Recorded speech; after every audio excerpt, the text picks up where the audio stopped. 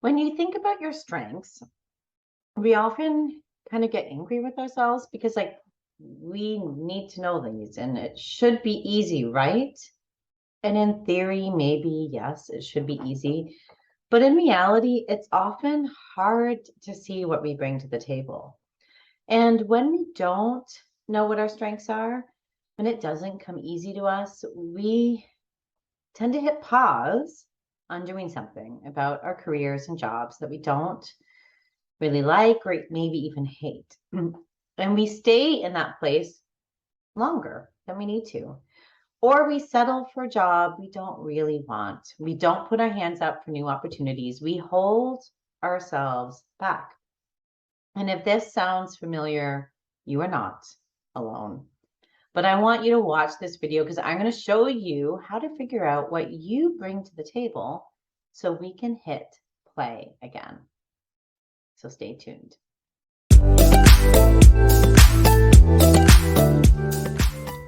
Hello, I'm Sarah Curto, and I am the career coach for getting people out of jobs where they hate to wake up in the morning, where they have the Sunday scaries and the Monday blues, where Friday is the absolute best day of the work week. And we find jobs and careers and new roles where, you know, day is just a day. They live for every day, not just the weekends. Goodbye, Sunday scaries and Monday blues, and hello to loving their life and their work. And I help everybody, whether they're a client or not, in this space on YouTube. Every week, I drop a new video that helps you find that career happiness, that helps you find fulfillment by teaching you all of the tips and tricks that I learned over 15 years of recruitment, all of those behind the scenes secrets. And now, as a career coach, for the past 5 years, who has helped almost 500, actually, I think 500, just shy of 500 people find careers that they love. So today, strengths. It feels super awkward to talk about how great we are. Like it just does, doesn't it? And that is in large part due to societal conditioning. Like that's the gift that it is giving you, which means we not only don't like to talk about it, we even like to avoid thinking about it. Like, none of that. Now, here's something I think you may be surprised to hear. Not knowing your strengths is not a confidence issue. Now, poor confidence doesn't help with matters. But you could feel confident, you can have your own back, and it could still be difficult to talk about your strengths. Why? Well, that conditioning. And because we often live life in autopilot, and the longer you've been working in a job, company, industry, the more on autopilot we get. Think about driving anywhere. The more we drive to it, the more we don't actually pay attention to the fact that we're driving to it. We're like mindlessly there. You leave work, you leave your parents' house, and I'm home. How did that happen? The more we do it, the more on autopilot we get. So when we are thinking about our accomplishments, our strengths, our value, we actually have to pause and evaluate. And we don't do that on autopilot. So that is what we need to start being more intentional about. Taking moments of pause where we do evaluate and think about ourselves and be okay with that and how amazing we are because we are amazing. And when we do that, we no longer struggle to think about our strengths and our accomplishments and our values because they're all there waiting for us. But we're going to solve this issue today because I am going to help you figure out what your strengths are so you can hit play or so you can more confidently and comfortably talk about them in an interview so they could show up in your resume instead of just a copy and paste of your job description. So I'm going to talk about 4 different things that I want you to, it's like a toolkit. So you can take whichever ones work best for you, ideally all 4, but you take the one that works for you right now and get started with that. Okay, first one is assessments. I love the assessments. So this is your Myers-Briggs type indicator, your Enneagram, your human design, your DISC profile, whatever one you want to use. Every personality assessment has an area that lists out strengths. I want you to read those strengths and ask yourself, how does this show up?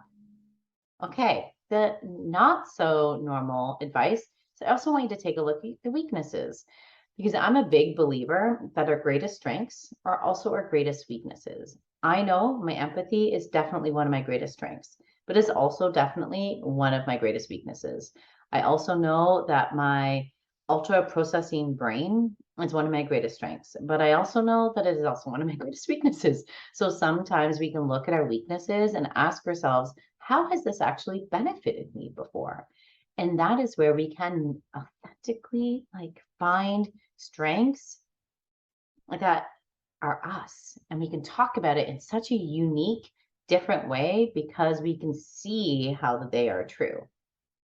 Number two is I want you to go take a look at performance reviews. So, a key part of any performance review is the things that you've done well this year.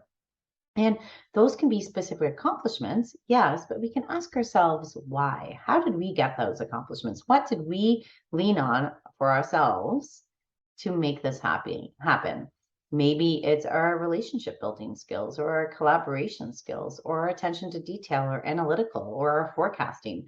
Whatever skills or soft and hard that we used, we can talk about those as our strengths because we already have evidence that they have helped us accomplish something that was listed in our performance review. Number three is some reflection. And you can do this reflection yourself or you can do this with other people. I want you to think, what do people say about you? We're only looking for good things, but what do they say about you when they think about you? Do they think, oh, she's just so kind, or he's such a wonderful person to talk to? She's so ambitious and such a smart, intelligent person. He's so courageous and brave. Like, what do they say about you? And you can literally ask them if you're struggling. And you can ask your parents, you can ask your friends, you can ask a partner, you can ask your family, what, when they think about your strengths, what comes to mind for them? And then when they tell you things, I want you to think, get that evidence. Okay, how has this been a strength? Okay, number four is I want you to start a brag file. Now, you may have seen this over the interwebs on something that you can do, and I love a brag file. Now, this is where you, every week, once a month, you determine the timeline. It could happen even when you have these things happening to you, but it's where you are writing them down in a Word document, in a notebook, or a planner, on your phone, on the calendar on your phone, like on the notes in your phone, on the calendar in your phone, writing yourself it in an email, whatever you want to do, doesn't really matter. But it's you capturing the moment. This is what I did.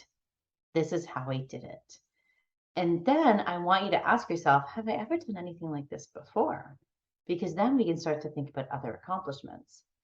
And now the beauty of all of these is, I hope you're noticing a trend, is we're not just determining your strengths, we're also determining your accomplishments, the value you bring, the stories that you can tell people to showcase your value.